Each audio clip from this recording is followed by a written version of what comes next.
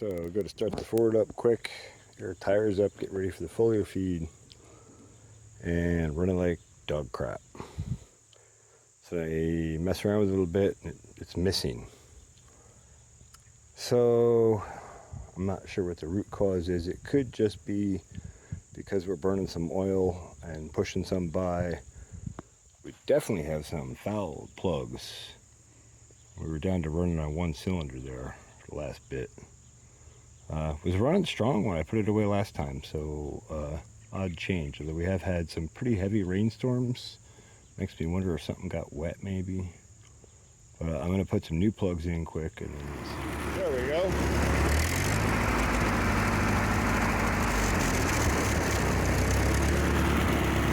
Burn out some of that garbage. Take Friday, August 8th, 2025.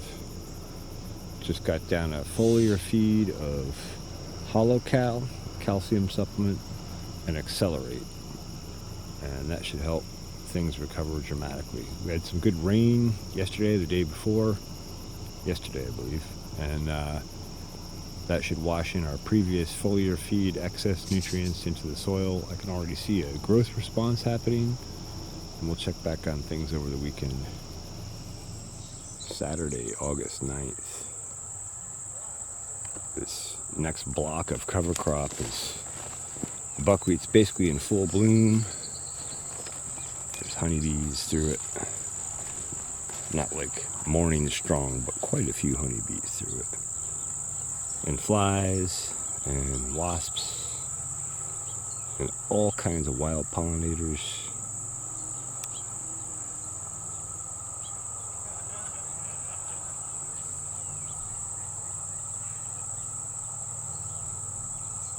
And then I was just looking to see how our beets are doing in here.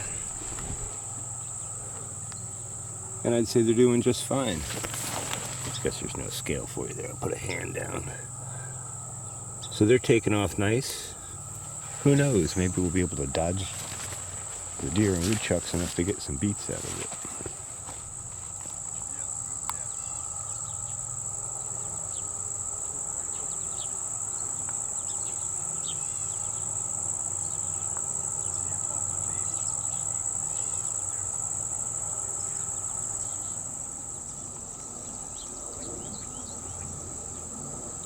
Well, speaking of cover crops, I'm here to put down the last two 40-pound bags of calcium sulfate I had on that new fenced area, and about 10 pounds of Austrian winter pea, and then I'll disc those in, and then I'll come back this evening and put down buckwheat, turnip, daikon radish,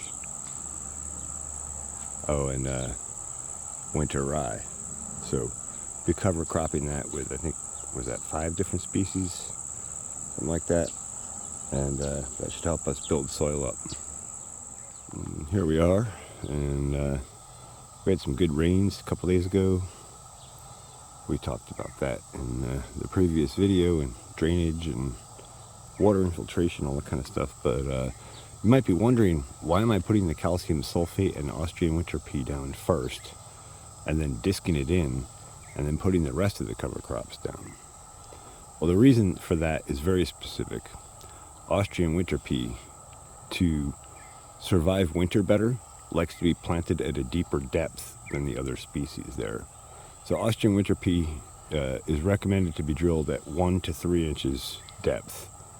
And at the 1-inch line, oftentimes you'll get winter kill. And at the 3-inch line, you usually won't. And I wouldn't even be aware of this. It wasn't for my friend Brad out in Nebraska. His YouTube channel is Grow the Farm Up. And I've had him on as a guest before. He's a huge commercial seed producer, regenerative type seed producer out in Nebraska. So he's the one who told me about Austrian winter pea in the first place as a great way to fix nitrogen right through the winter, and also about the planting depth. So big shout out and big thanks to Brad at Grow the Farm Up. What to grow, where, and how. So very Grow the Farm Up. We haven't really posted anything real meaningful lately. Been busy just some videos of what's been going on around the farm. We are looking at, let's talk about what we're looking at right here. We're looking at a field of real live cover crop growing in the real live world, but it's also a rye seed field. So it's not just also doing the benefits of a cover crop, but it's also a field that will probably turn into rye seed. And this was seeded at like 37 pounds, which is a little lighter than you'd like to go with. But the seed that I've been harvesting my own seed and conditioning it. There's a video on my channel of a 1946 model small grains cleaner actually cleaning the rye seed that we grew last year, and we found it's like 95% germinating. We're a seed company. You got to think a little differently about the small seeded grains than you do when you're talking about the larger grains like soybeans and corn. But I did dig just a little bit over here. Let's take a look. I just wanted to demonstrate how this cover crop gets established, and look at how deep those roots are going to go down into your. I tore my finger up a little bit there. It's almost healed up. These cover crop roots, these rye roots, they really go. Look at how deep. I mean, here's some roots down here. I mean, you're 4 or 5 inches deep. I mean, your root structure is deeper than what you see on the surface. And this has been frozen on 50% of the nights it's been growing. It is the 12th of November or something like that. 10th of November. And this got planted October 15th. So yeah, you're right around the 25-day, 30-day. I think you're more like 22 or 23-day update. But there was a period where the weather went down and froze into the teens for about a week. We didn't plant anything. We came back after that and planted everything. Now that's what I wanted to discuss in this video, is finding a window to actually getting your cover crop established is the hardest part about managing cover crops. That's why I say we're looking at some real live cover crop in the real live world, and it's going to do a lot of good. Now that we've timed that up and we've got it established, there's a number of things we can do with it. But we started growing our own rye seed because we are a seed company, and we just found that the germination is like 95% of what you're slinging out there is coming up. I mean, look, you can see it just 20 days later in the fall. I mean, it's been freezing on it constantly. You can see just by looking at it, it's getting just frosted out nightly. But we have had 2 weeks of really unseasonably decent, like 38-degree nights, 60-degree days, 58-degree days. And so it's been a really good window to get this cover crop established. And it looks like the weather's going to hold that pattern with some freezing nights. But I think you'll get this cover crop, you'll get another 6-8 inches out of it, if not more, this fall. And that's really what you're going for. And then we're picking it anyway, and we're trucking it already, and we're conditioning it. Like I said, I just go look it up. I don't know if I cared enough about YouTube to edit and stuff, but I just really don't have the time. It's on the channel, go look it up. But we condition this rye, and of all of the rye varieties that I've tried out and played with for cover crops, Elbon cereal rye is by far the best, and it has to be specifically Elbon cereal rye. A couple of reasons. One, I found when conditioned properly and harvested at a dry enough proper moisture, it has the highest germination rate by a long shot. It froze for a week straight into the teens every night. Then we planted this Elbon cereal rye you're looking at after that week. And then, it didn't freeze for a week or two there, but it got down to 30, 37, 36, 34 every night, and you'd hit 50, 60, 65, 70 occasionally on the day. So you had some decent days. You had to have, otherwise you wouldn't have come this far in 20 days with the freezing nights. But Elbon cereal rye specifically is the most hardy overwintering cover crop I have grown ever. It just will grow. No matter what, and you can see looking at the plant tissue, it's clearly, it's been frozen 17 times out of the 24 days it's been growing or whatever, right? So, and it still grows through it. And 3 cereal rye does not grow much taller than about 3 or 4 feet tall. 4 feet, but it heads out and does its thing at about 4 feet. So you can just kind of leave it alone, plant right into it. That's what I've been doing. I think it's a better way to just capture your broadcast fertility application, and then you just broadcast your biology onto all this stubble and plant straight into it. Or you let this grow and you harvest it for rye seed, because that seems like every time we start growing a new seed, people want it. I guess that's a good thing. But let me know if you guys are seeing emergence with your rye like this. And rye is rye. A lot of it's in how it's kept. There's just it's about applying seedsmanship to the small grains industry. Really good seedsmanship and stewardship, and taking those principles and applying them over to the small grains seeds, which is a different mindset. Is 95-98% of what you're throwing out of whatever you're planting your small grains with, be it a drill, be it a hair seed or whatever you're dropping in that trench or blowing through that tube, is 95-98% of it coming up? If not, drop a comment and let me know how much of this stuff should I combine and how much of it should I utilize as straight cover crop. Grow the farm up.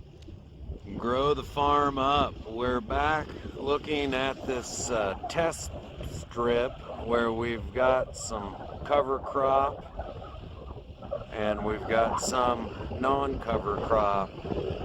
As you can see, the corn's emerging nicely.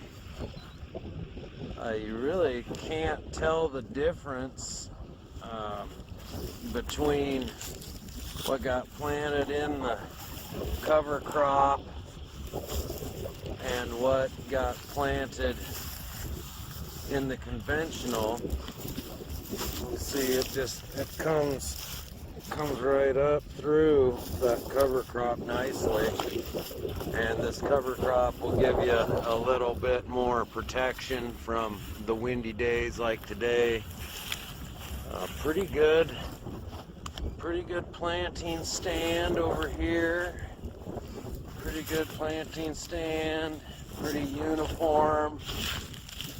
Here's a spot that's pretty thick with,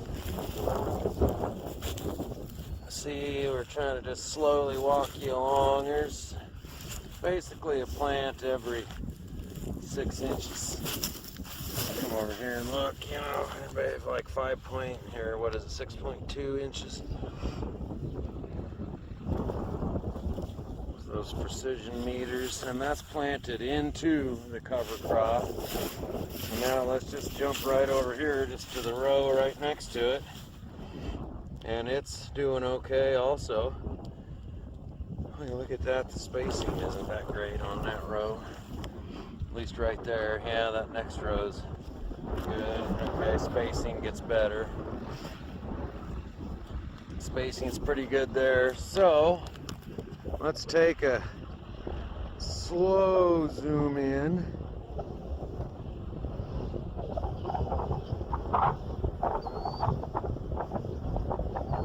And you can really see right on the line there.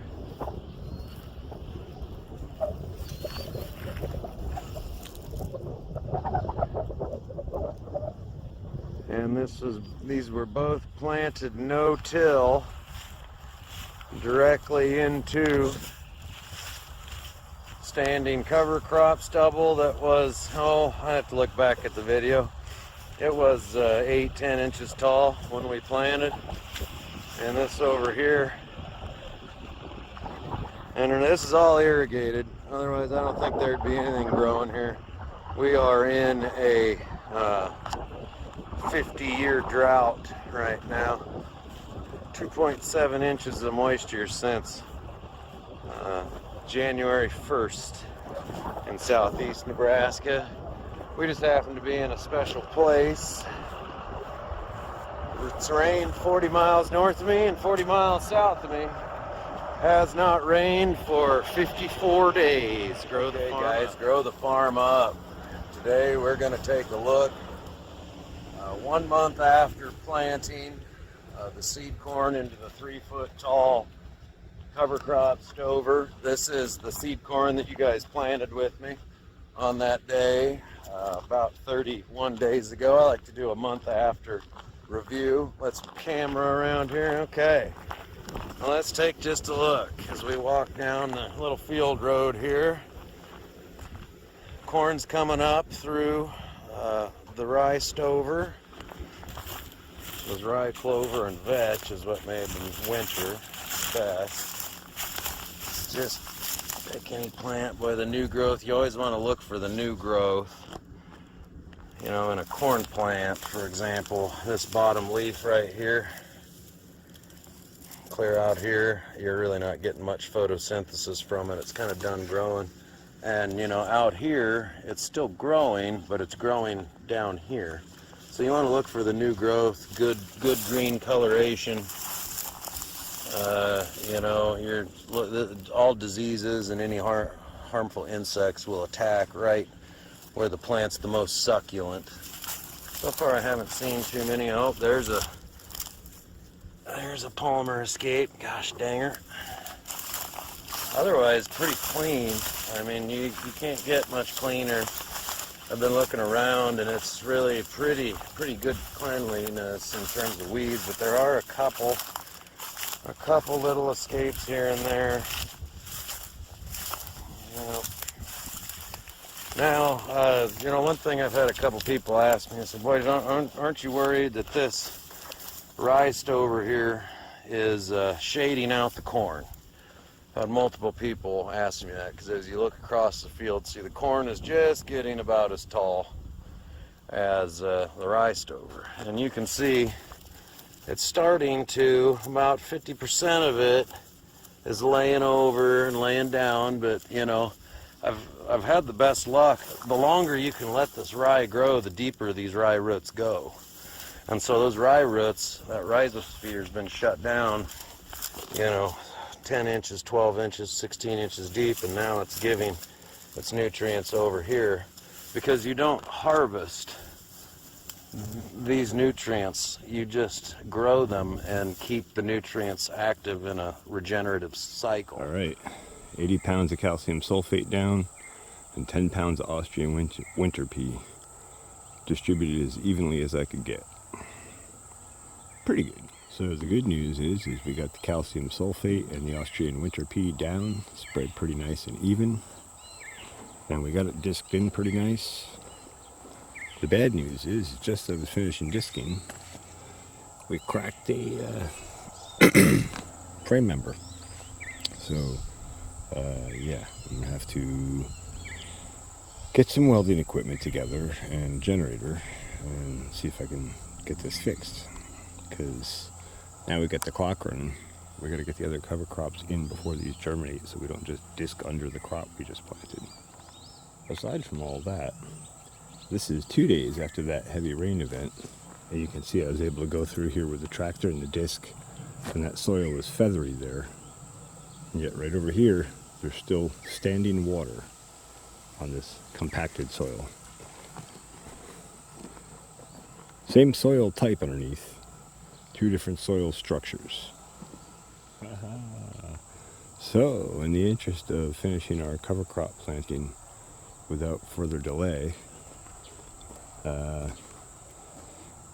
got it rigged up with a chain. It sort of kind of works, but it'll be enough to disturb the soil for the final cover crops. They only need to be drilled in about 1 inch And we got the Austrian winter peat in solid 3-inch, I would say. So, yeah, so carry on. So time to go get the other cover crop seed. All right, 5:30 or 6, I've returned with the rest of the cover crop. I used Fieldlark AI to determine my seeding rates, and I went a little heavy on the winter rye, but we're a little shy on Austrian winter pea, so I think it'll be okay. A Fieldlark AI for my space, for my crop blend, for my soils, for what I'm doing, all in context always, recommended 22 pounds of winter rye, and I overpoured a bit. I got 28, will be okay. Recommended 14 pounds of buckwheat. I got 16. That was what we had left, so we'll just use it. And then I got a pound of purple top turnip in here and 3 pounds of daikon radish seed, which I'm going to blend well with the buckwheat. And I added a bunch of BioCoat Gold and Spectrum Extra inoculants in with the seed and blended it with the radish and turnip seed very well. And then I'll blend all that together with the buckwheat, and then that way we're putting down both our seed and our inoculants right off the bat. And we've already got calcium sulfate down, so we're unlocking soils and we're putting biology present in and on the seed and in and on the soil immediately at planting. That is huge. Remembering critical points of influence. The earlier you affect the genetic expression of a gene, the more influence you can have on it, be it good or bad influence. If you're poisoning it, you're going to have longer term damage effects. If you're enhancing its nutritional integrity and biological support, you're going to have better seed, longer term effects, and you'll amplify yields and seed vigor year to year. Well, there we go. Completed. Gypsum, aka calcium sulfate, down. Austrian winter pea drilled deep. Then buckwheat, rye, daikon radish, and purple top turnip drilled less deep. With inoculants, Spectrum DS and BioCoat Gold. That should give us a real nice jump on cover crops for next year. Okay, so I wanted to just smooth the planting field out a little bit more. The disc is pretty shot. It disturbed so well, but it is not grade and smooth so nicely now. So I just used a 2x4 and drug some chain, hung behind it. My last pass, just as I finished it, snapped the 2x4, it caught on a root. But that worked out nice for smoothing out the whole cover crop block. And I want to make a spot for garlic here, so I'm actually going to form a raised bed in this one spot here. And you can see running from here out to the stake out there. You can see how dark some of that soil is in the middle there. So I'm hoping to capitalize. All right, smoothed out nice. And I used the row former to put a row in for the garlic. You can see we got a good amount of that real dark humic matter type soil blended with that. So that should be really nice for the garlic. May come back and take the edge off of the bed here, but we'll see. So cover crops are in, beds are formed, back to fencing.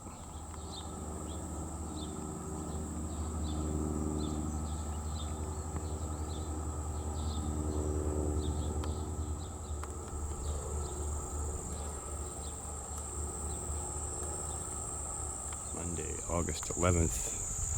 Just pulled into the farm here. And Mama and Daddy Turkey here with some babies. Wow. They're pretty good flyers already.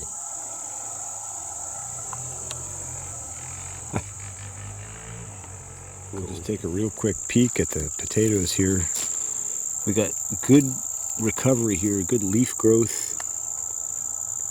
Nice and dark green coming back on. And technically I'm due for another foliar feed today since it's Monday, but since we did the hollow cal and accelerate on Friday, I'm going to hold off one more day and I see we have a potential rain Wednesday afternoon. So if I do a foliar feed Tuesday and we end up getting a rain Wednesday afternoon, that'll wash some of that excess in immediately and provide it to the root system as well. So that's the plan for now. So Monday, August 11th, 7 more fence holes drilled as deep as they can be drilled with the auger. I forgot to bring my breaker bar, and I hit some stones that I would normally break through with the breaker bar and then continue with the auger. So it looks like about 5 holes on this left side have to be augered a little deeper. Might be on rock on a couple of those, if not all 5 of them. So I might need a jackhammer to get deeper than where we're at, but we'll figure that out. In the meantime, we got all our primary holes drilled and our fence post location set. Man, this is going to be an awesome block with high fertility, fenced in, protected. I'm stoked. I'm also worn out. This has been a long project and it's by no means complete. Wednesday, August 13th, 2025. So I was planning to do a foliar feed yesterday, but I went to load up the foliar feed tank and found that the suction strainer on the pump had broken in the process of cleaning it, actually. So I epoxied up a cob job for it and let it dry and cure overnight. It's back in the tank. Hopefully that'll hold out for the next few foliar feeds till we can get things better sorted for next year. But then I was going to do a foliar feed tonight, and so I ran it through field. We're back here to have a look at the crops, and I'm debating whether I do a foliar feed tonight or not. I actually had an interesting sort of conversation with the Fieldlark AI about when to do a foliar feed, and they're saying I should wait until the leaves are completely dry before I do that. And we do have reasonably dry leaf surfaces, but we do still have some moisture on here, and I don't want to dilute our foliar feed in the process. So I thought I would just come up and take a look and see how we did on rain. We had a rain thunderstorm this afternoon. It looks like we got good rain out of that, good soil moisture. I see puddles all up our farm road here, so that's fantastic. Let's take a look at some plants here real quick. So you can see that I've definitely overplanted with the daikon radish, and so our cover crop is causing a lot of competition with our other plants here. Let's just pull one of these quick. So we got radishes coming like carrots here. So we do have recovery happening on our potato plants here. They're still down. Some of these are still down in a competitive part of the canopy here with the daikon radish. But they are recovering from our foliar feeds and the soil moisture we have. I honestly don't know what sort of a harvest we're going to get this year. I don't think it's going to be as good as last year. I think I definitely overdid it on our cover crop, and I timed it incorrectly. I put our cover crop in at planting, and I really should have waited probably 2 weeks to make sure that our primary potato crop got up over the cover crop and had the advantage.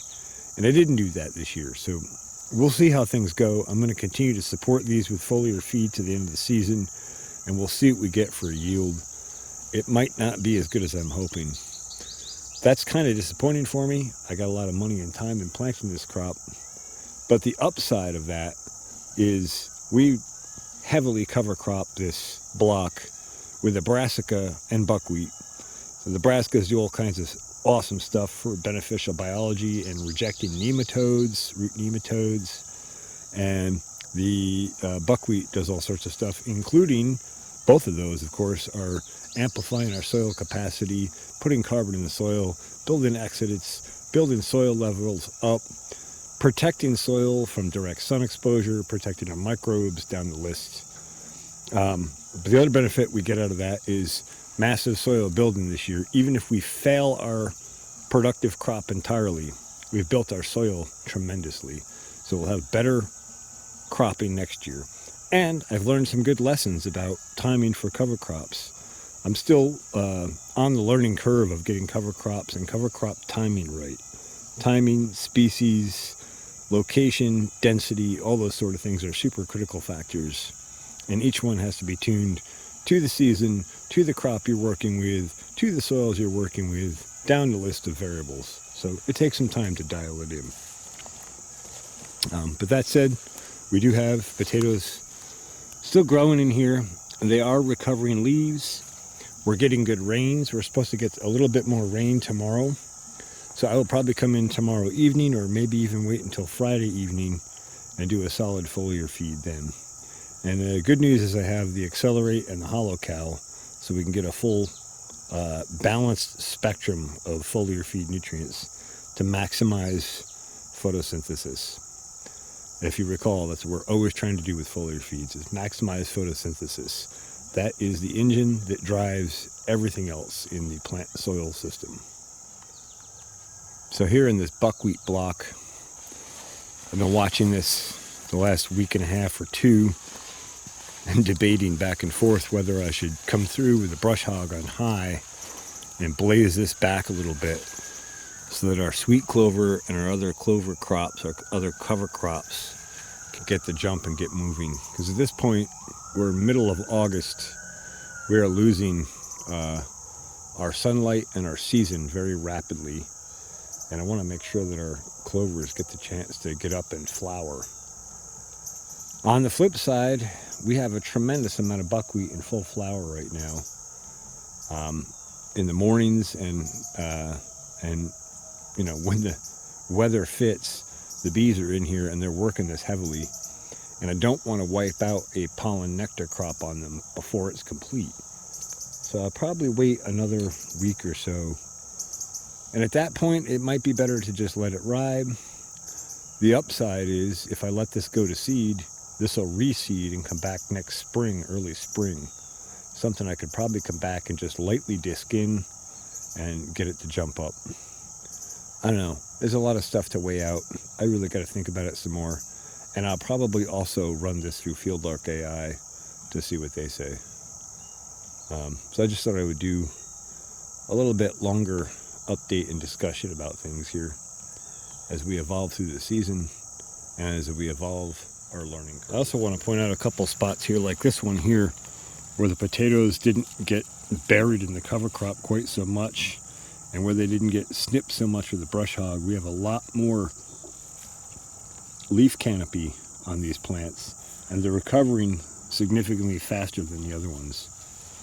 Also, I'm just noticing that's quite a daikon radish head sticking out there. It's pretty cool. It's one I've never grown before. So here we are up in the back, the fence block.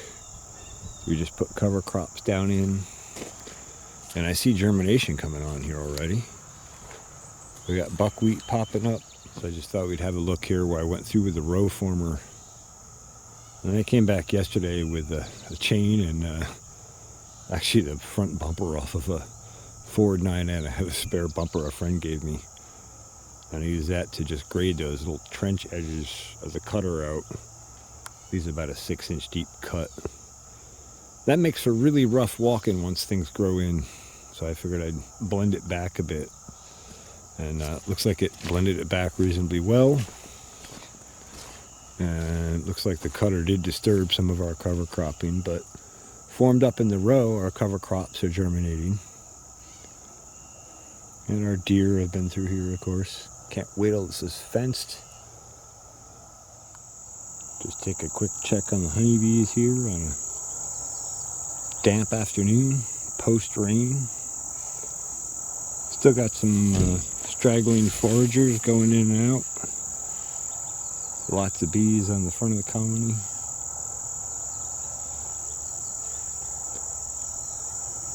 Eight-frame hive looks a lot like the other two as far as activity.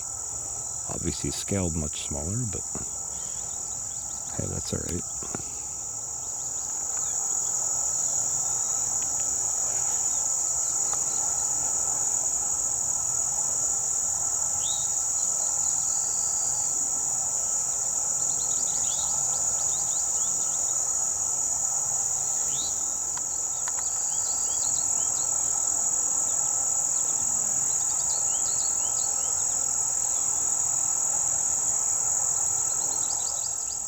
Look who's here after my seed, because we're not fenced in yet.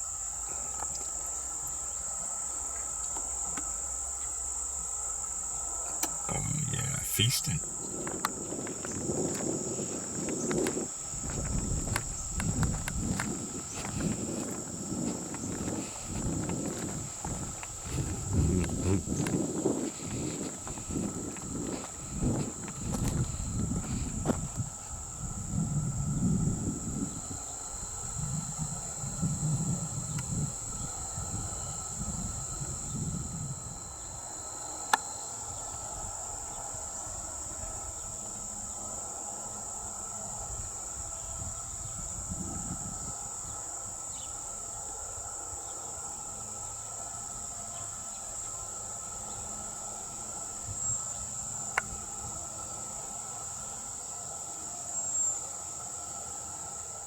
Okay, well, now that we scared the turkeys out, germination is coming on nice. I see the wheatgrass popping in there too now, so that's nice. And I'm here to do a foliar feed on the potatoes. Trying to save them for the season. We'll see. I got a nicely targeted blend for them. Use Field Lark AI. Beautiful sunset this evening. I feel the cool, damp evening air coming in. I had to stop and change out the batteries for the solar charger for the bees, so I thought we'd stop and just have a peek at them. Pretty warm and muggy today, and they are all bearded up.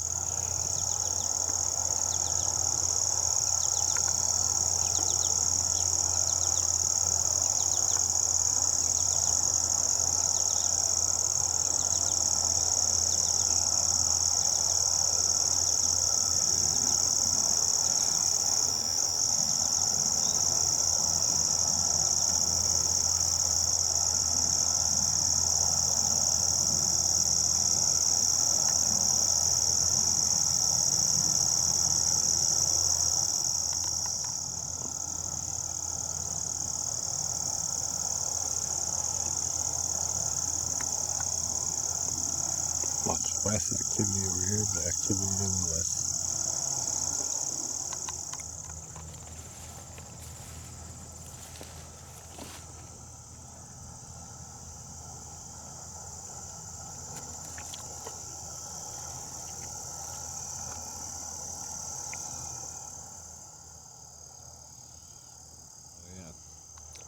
I left this planter fabric pot here from when I planted the catnip. And guess who I forgot was in there and came back up and is growing nicely in the under canopy of everything here. Some ginger. That's pretty cool. So Friday, August 15th, 2025. Performed a foliar feed last night, well targeted. I already see an immediate response on the plants here already, so that's fantastic. We had good rain earlier in the week, so we have good soil moisture, and we're giving them their best opportunity to perform here at the end of the season, and hopefully still produce a yielding crop. We'll see. With the foliar feed tank last night, the intake strainer clogged up on me, and so I only got about 80% of the full 100% foliar feed down. I had some left in the tank when I went home. I hate that because it's expensive and it's wasteful. It stayed in the tank overnight and into today. You're supposed to mix and go out and distribute right away. So hopefully there aren't too many interactions going on in that tank, but I imagine there's a few. But I think what I'm going to do in order to make use of that nutrient as best I can is this evening when it dews up a little bit more, I'll come back and I'll use the rest of that tank mixed with a little bit more water, and we'll foliar feed the cover crop section inside the fence area. And that way, at least we're putting down those trace minerals and all that sort of nutrition right off the bat. Because I have not foliar fed that area yet, except for I think I did one light feed on the buckwheat crop there last year. But the new stuff could use a little bit of help, especially given, from our soil testing, we know our soils are low in boron and manganese and copper and iron and molybdenum and all those trace minerals that are so essential for good photosynthetic action and good plant health and plant immunity. So I guess we'll just take advantage of that as best we can and minimize the loss. I guess we'll just take a look at the other side here too, since these are in a little bit better shape and had a little less competitive canopy. You can see they didn't get clipped as much either when I brush hogged. Somehow we cleared them a little better. Maybe because they're shorter staggered plants. But that maintaining some of that leaf structure on there gave us a surface to apply our foliar feed to. That first foliar feed after the brush hog was didn't get the kind of growth response I'm used to seeing in plants. And I attribute a huge portion of that to the fact that we were basically just down to stems. And so there wasn't much leaf surface area to absorb that nutrient. So then basically we're not getting as much nutrition into the plant through the foliar feed. And then the other thing is we end up with that whatever didn't get in sits on top of the soil surface. And then when we had this rain this week, it was flushed in. So they'll get it as a root feed, which is not bad. But again, the efficiency of nutrient use is maximized with a targeted foliar feed at the right time, with the right humidity, with the right blend for what the plants need, balanced, with biology present in and on the plant, the phytoplane, that's the leaf surface, and the rhizosphere, that's the root surface, and integrated with all those pieces. So when we lose a piece, we lose a piece of the synergistic stack. It doesn't mean we don't have a gain of energetic flow within the plants, but it means we have less gain. And less gain, obviously, is not as good as more gain. But walking through here, I do see some pretty good plant performance here. We have, we have a good amount of plant leaf on here. We have nice, new, healthy, dark green leaves growing up, and they are continuing through the season. And you can see, too, also, when the foliar feeds, when I came through here, obviously that was way too much of a foliar feed for these brassicas, these daikon radish. And so that's part of why we see those yellowing off so bad. They can't handle that much nutrient. Whereas the potatoes are a very high nutrient demand plant. So they can take a lot more and still gain positive out of it rather than start to get into the excess range and tank them. And I have to say, I think that's probably very much working to my benefit this year, because without it, those daikon radish would be off the hook, just like, the potatoes would be if they hadn't been brush hogged back. They'd be much higher, bushier, thicker, happier. We'll just take a look at a spot where the daikon radish is thriving so you can compare. But just notice around here, all the yellowing, how the growth is slowed around the potato on the other plants. Now we'll go look at some daikon radish that is not in that state. So here's a part of the strip here. So this is on the west side. Part of the strip that didn't happen in. And I don't know if sometimes the intake strainer on the foliar feed will clog, and I'll have to shut off and start back up. So I might have just missed this patch with the foliar feed, and that's why these didn't knock back so much. But yeah, you can see a huge difference in leaf size and canopy and shading and density and all that kind of stuff in here. Notice how you really can't see into the soil through any of this canopy here. And yet, over here, we do see down into the soil. Not completely, but we see specks down into the soil. So it just demonstrates the density of that canopy.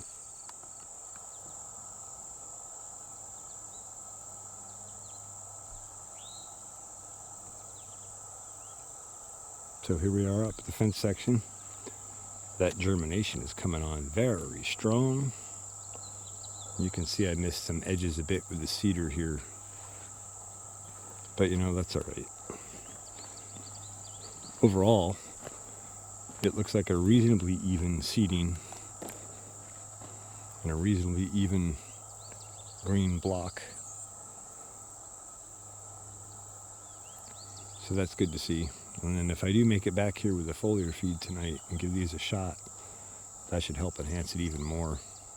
One of the things we find in regenerative agriculture is that when you start getting the plants and soil's health really up at a high level, you find that you can reduce your plant spacing and reduce your plant population, the number of plants per square footage, square acre, whatever, and get higher yield still.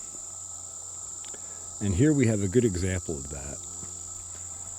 This is the buckwheat planted at its normal spacing, pretty dense, doesn't really have room to stretch out, isn't in the best soil. You know, conditions aren't optimal for it, right? And so we have these tall stature plants with no branches.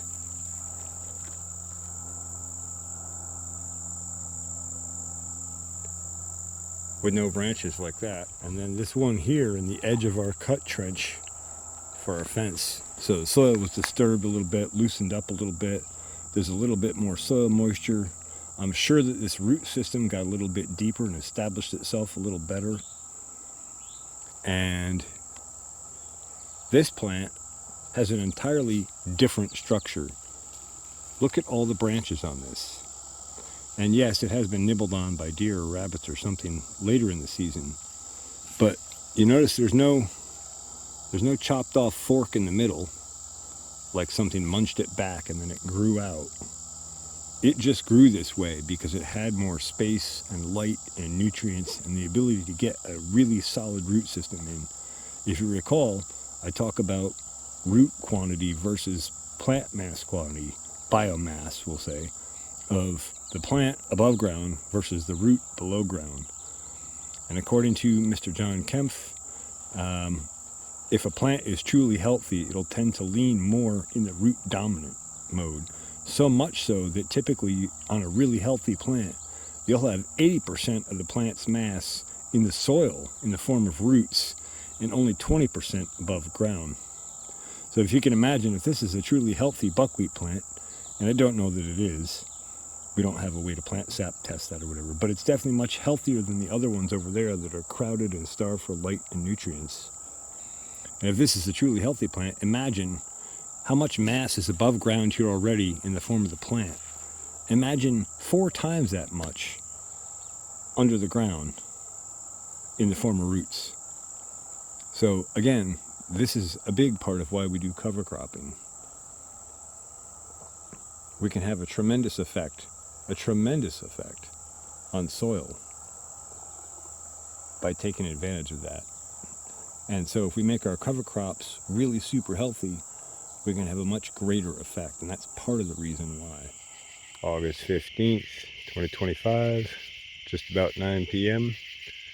Just finished getting that foliar feed down that I was talking about.